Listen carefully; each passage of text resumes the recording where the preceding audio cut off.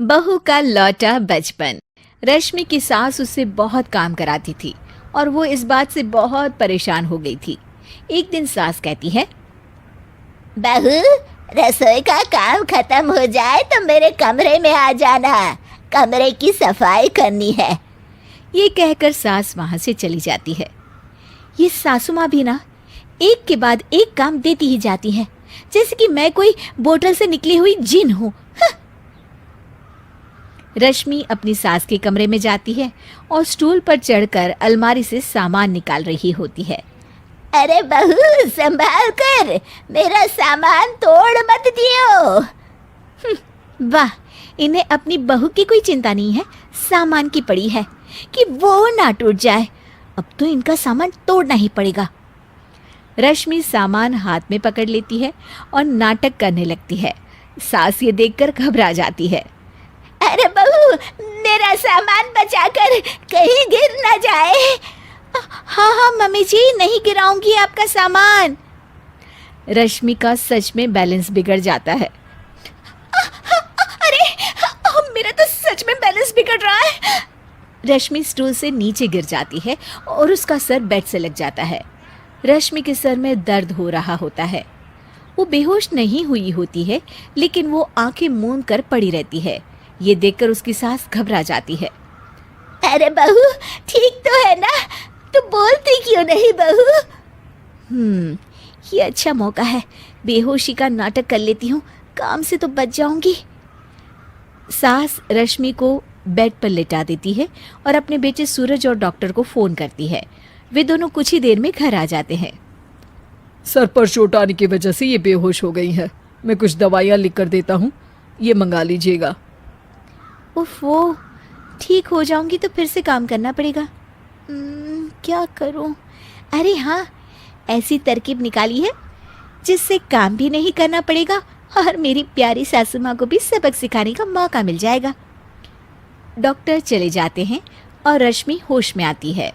तब वो बच्ची बनकर याददाश्त खोने का नाटक करने लगती है।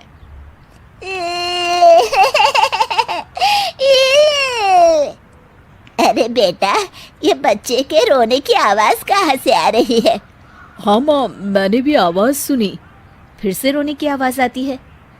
अरे, ये तो मेरे कमरे से आ रही है। वो दोनों कमरे में आते हैं तो रश्मि रो रही होती है और बच्चों की तरह हरकतें कर रही होती है। दोनों उसे देखकर हैरान रह जाते हैं। मेरे मम्मी जी पापा कहाँ है? मुझे आइसक्रीम खानी है। अरे सूरज, ये तो बच्चों की तरह बर्ताव कर रही है। हाँ माँ, लगता है चोट लगने से इसके दिमाग पर असर हुआ है। आप लोग कौन है? मुझे मम्मी के पास जाना है। अंकल अंकल, मुझे मम्मी के पास जाना है। अंकल? अरे रश्मि, मैं तुम्हारा पति हूँ, क्या तुम्हें याद नहीं है? पति क्या होता है अंकल? और ये बूढ़ी आंटी कौन है? बूढ़ी आंटी? बूढ़ी किसको बोला? बूढ़ी को बूढ़ी नहीं बोलूंगी तो क्या बोलूंगी? तुझे तो अभी बताती हूँ मैं। बूढ़ी आंटी, गंदी बूढ़ी आंटी, गंदी बूढ़ी आंटी। मैं कल ही डॉक्टर के पास लेकर जाता हूँ रश्मि को। अगले दिन सुबह रश्मि की सास सारा काम खुद करती है और ये देखकर रश्मि को बड़ा मज़ा आ रहा होता है। अरे वाह, इस नाटक में तो बड़ा ही मज़ा आ रहा है। चलो थोड़ी और सेवा करवाते हैं सासू माँ से। आंटी, मुझे ना भूख लगी है। अरे इतनी देर से मेरा सर खा रही है, तेरी भूख नहीं मिटी। अब क्या खाना है तुझे? मुझे चॉकलेट शेक पीना है। अरे मुझे नहीं आता चॉकलेट वाकलेट शेक बनाना।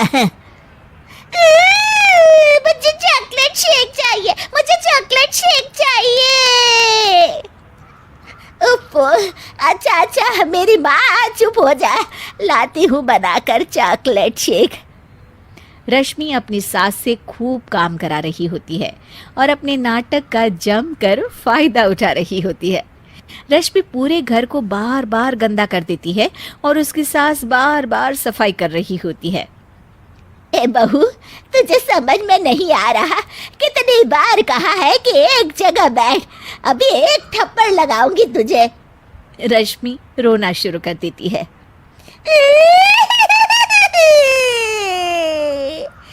अरे अच्छा बाबा, माफ कर दे, मत रो। तुझे जो करना है कर, पर रो मत मेरी माँ। रश्मि अपनी सास की नाक में दम कर देती है। कुछ देर बाद सूरज फिर से डॉक्टर को लेकर आते हैं और डॉक्टर पूरी तरह रश्मि की जांच करता है। मुझे लगता है कि इनको हॉस्पिटल में ले जाकर स्कैन करना होगा, तभी कुछ पता चल पाएगा। बाप रे, मर गई। ये तो हॉस्पिटल ले जाने की बात करने लगे हैं। नहीं नहीं, मुझे हॉस्पिटल नहीं जाना। नहीं नहीं, मुझे हॉस्पिटल नहीं जाना डॉक्टर अंकल, गंदे अंकल, मुझे नहीं जाना। डॉक्टर तभी एक इंजेक्शन निकालते हैं और रश्मि को लगाने जा रहे होते हैं। नहीं नहीं, मुझे इंजेक्शन मत लगाइए डॉक्टर, मुझे इंजेक्शन से बहुत डर लगता है। मैं तो नाटक कर रही थी, मैं बिल्कुल ठीक हूँ। डॉक्टर और रश्मि की सास और पति एकदम दंग रह जाते हैं और रश्मि के इस नाटक का हो जाता है दी एंड।